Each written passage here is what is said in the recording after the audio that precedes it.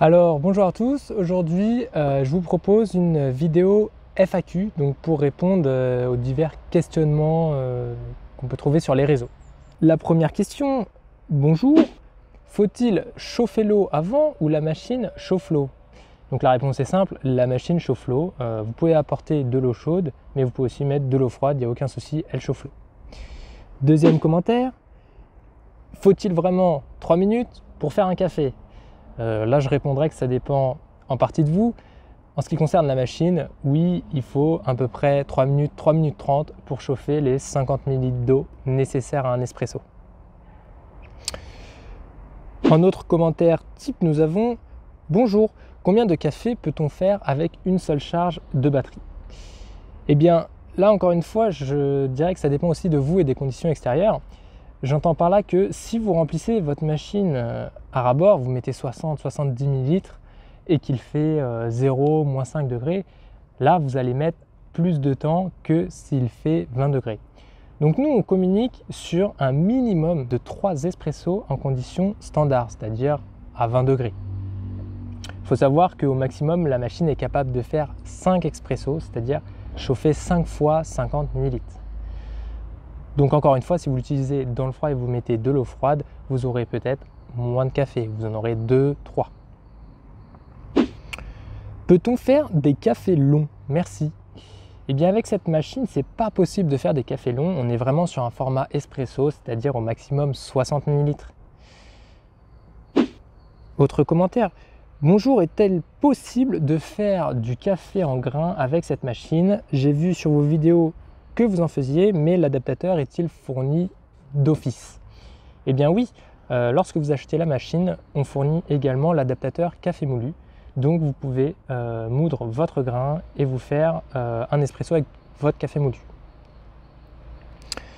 Commentaire suivant. La crème au-dessus de la tasse est-elle aussi réussie qu'avec une cafetière de maison? Eh bien écoutez, j'ai fait un café juste avant et je vous laisse juger. Pour ma part, oui, on atteint facilement les standards d'une cafetière de maison. Commentaire suivant. En cas de batterie déchargée, marche-t-elle directement sur la prise de la voiture 12 volts? Donc cette machine se recharge en USB-C et vous pouvez en effet la recharger via l'USB de votre voiture ou de votre PC portable ou de l'adaptateur secteur fourni avec.